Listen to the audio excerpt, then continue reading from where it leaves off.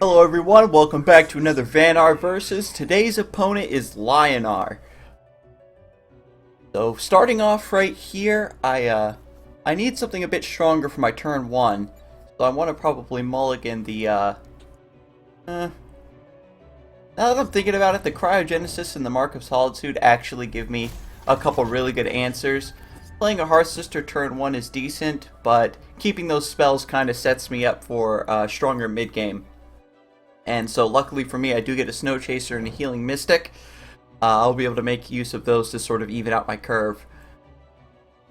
So down comes the Azurite Lion, which, ooh, and a True Strike. Yeah, so this is, that was a good call on my part to keep that Cryogenesis. I can play the Snow Chaser to deny that mana tile.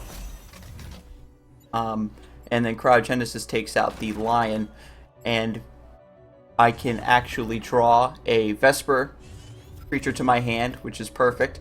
My opponent played the Azurite Lion, as you saw, right above himself in order to save that mana tile for a later turn. But that's generally a greedy play, so I was kind of able to deny that center mana tile. And he's doing the same thing again here, not taking the mana tile and instead just playing the Silverguard Knight in a position to try to block me from taking it. If he had another 2-drop in his hand, he would have probably taken that mana tile so he could get a 2-drop out. But what I do here is just use Polarity to swap its attack and health, bringing it down to 1 HP so the Snow Chaser can take it out. My opponent gives you the well played there. Yes, sir.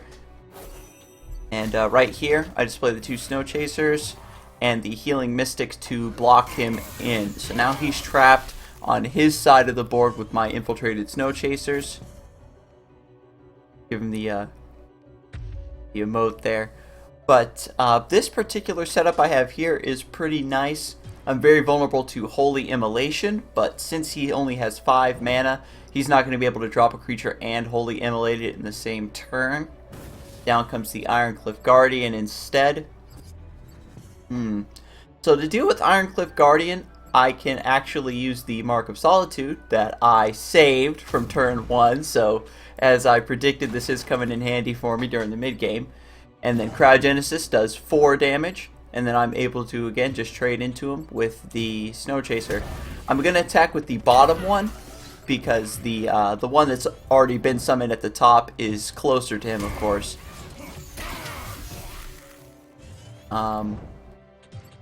So Healing Mystic is going to do its damage, and things are looking pretty good. I've managed to, by playing Cryogenesis like that, been able to keep up my hand size, which is very important. That was one of Vanar's glaring weaknesses, was that you would end up playing a lot of creatures out of your hand in order to get value and overwhelm your opponent, and you would run out of cards very, very quickly. Other factions that have a more aggressive style like that generally come with card draw, especially Songhai, and Abyssian has Right of the Undervault, which is extremely strong in my opinion.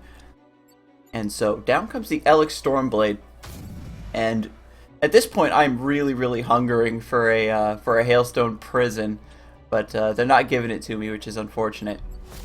So I'm just going to take this opportunity to summon the Snow Chaser, and the Hearth Sister allows me to swap the Elix Stormblade out of the way, and then I can take that mana tile, giving me a chance to summon another 2-drop. So luckily this match has given me an opportunity to really show off some of Vanar's good plays and utility about their spells and the different effects of their creatures. So this is a pretty good showcase as well of the Vanar faction. Normally going up against Lyonar isn't too terrible. In my opinion, Lyonar is not the weakest faction, but they definitely have a hard matchup versus Vanar, so there's that. Well, now that I'm thinking about it, if I were to think about what the weakest faction was, Lyonar, I think now is pretty low on the list, just because they needed a few more options. They did get some buffs last patch, so we'll have to see. It's a bit too early to tell what their positioning is. All the factions are pretty balanced, but my opponent does a couple pretty big plays here with the Sunbloom and a couple removal spells. since he dispelled that rock pulverizer, he probably didn't need to waste a lasting judgment on it. But he was probably fearing the transformation or me buffing it or something like that. Which I suppose he could have. It's easy to respect it that way, but the Alex Stormblade is going to get a bit nasty here. It allows it and other Lyonar units, including the General, to move an extra space every turn, which doesn't sound like it would be too strong, but he's actually running all the way down there away from my units and dropping a ranged unit. So this is the kind of stuff that you really don't plan for around Alex Stormblade. Just exactly how strong being able to move an extra space per turn is. I was actually theory crafting some stuff where maybe you could give Vanar a spell that gave their minions that effect for like one turn to sort of facilitate infiltrate and things like that, but giving that to Vanar would be too strong. Giving it to Lyonar I think is fine. So he takes out the Ghost Wolf here, trades in the Alex Stormblade, which is good for me. It'll give me an easier time sort of trapping him. And I do want to take out that Sworn Avenger. They're a really good early game creature, and they don't get too strong. They do take a couple turns to ramp up, but if you don't deal with them as soon as you can, usually it becomes too late by that point. And I'm going to go for the aggro play here and drop the Arctic Displacer. Normally it's good to sort of drop it off in a corner and swap it into position with the Hearth Sister. Oh man, Tempest. That's a big swing. Martyrdom. So he's using a lot of removal to sort of keep the pressure off of himself. That was definitely my fault. I overcommitted to the board and didn't expect the Tempest. But we're getting up. We're both at 9 mana capped. And I'm going to take out this Primus Shield Master. Taking that 6 damage is pretty harsh, but since I have 2 heals in my hand, I'm comfortable taking that, and there is quite a health difference coming up. He doesn't seem to be running any Sundrop Elixirs or anything like that. So I should be able to close this out pretty soon. Yeah, down comes the second Primus Shield Master. And a Fire Blazer, okay. So, strong provoke creatures in multiples like this is pretty strong, but let me just return the Fire Blazer there, and I can just take out the Primus Shield Master with my creatures. So I'm kind of able to keep up the pace. I'm starting to run low on cards. I've pretty much given up that card advantage that I had built up previously. He's dropping, 1 or 2 cards per turn to deal with my threats, and I'm having to play 2 or 3 sort of keep it up. Yep, and so there comes the Fire Blazer again. And another, that's 3 Primus Shield Masters, so this is some sort of late game lockdown deck of some kind, seems to be. So I do have enough mana to summon both of these. Now, I want to summon the Voice of the Wind first, actually, so it gets a proc. I'm going to summon Voice of the Wind down here. What I might be able to do is just trade in the Emerald Rejuvenator.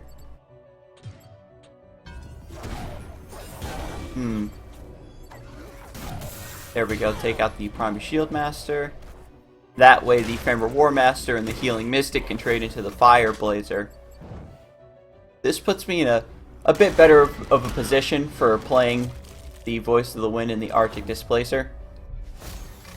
And I do get a good summon there with the Winter Naiad, kind of boxing him into those last 3 squares in the corner. And I do have the a Bright Moss Golem in this deck. I swapped it out for... I was running Whistling Blade as an experiment because I run 3 Polarity in this deck. And I was like, oh man, if I can drop a Whistling Blade and then use Polarity on it, then that's just like huge damage. But it's just really inconsistent. So he gives me the well played, sir. And he Okay, I thought he was going to style suicide into the Arctic Displacer, but instead he just martyrdoms and runs away. Well, Bright Moss Golem anyways is a lot more consistent than Whistling Blade. It's a lot cheaper and you still get pretty much the same bang for your buck. Down comes Wind-Bleed Adept and an Ephemeral Shroud. Yeah, so I can just attack him. Oh, so I get Spirit of the Wild. Okay, well let's have some fun. Take him out, Voice of the Wind. Wait, oh Lord, I goofed. Oh, I'm on my side. The Spirit of the Wild doesn't work. Oh Lord, this is where the throw begins. So I'll just summon the Bright Moss Golem, and it's still pretty much GG. I have 11 HP, but this is that's what I get for trying to be cute, folks. If I lose this match, this is where the comeback comes from. Oh Lord, but anyway, still well played.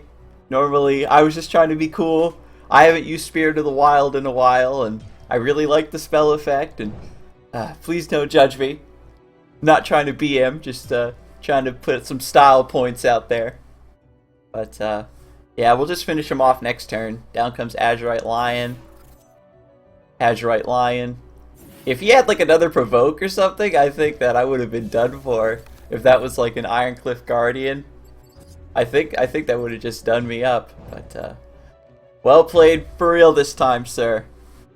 Okay, so that's that. Very good match. This deck that I've been working on has been working pretty well. This is separate from that Vesper deck that I've been showing off lately. And thank you so much for stopping by and watching my videos. Go ahead and leave me a like and subscribe if you want to keep up on my new video posts. You have a good one.